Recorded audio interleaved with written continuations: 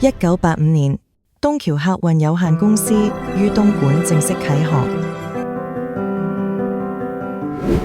東莞呢座喺改革開放春風中迅速崛起嘅製造業名城，同國際金融貿易中心香港喺經貿、人民等方面急切渴望更緊密嘅連接。港資成為東莞第一大外商投資，構築起東莞開放型經濟嘅支柱力量。據不完全統計，喺港嘅莞籍鄉親多達80萬人，即係話每10位港人入邊就有1位嚟自東莞。同時，大約8萬港人長期喺莞工作生活。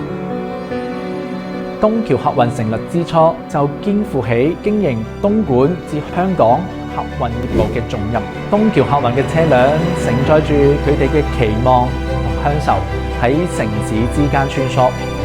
2025年，東橋客運已經走過整整40載春秋，而家嘅佢早已超越咗單純嘅盈利追求，而係變成對40年嚟兩地民眾信任嘅執着堅守。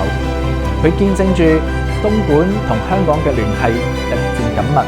而家佢唔單止係跨境客運領域當中不可或缺嘅重要力量，更係莞港兩地交流合作嘅堅實推動者，正繼續穩步前行。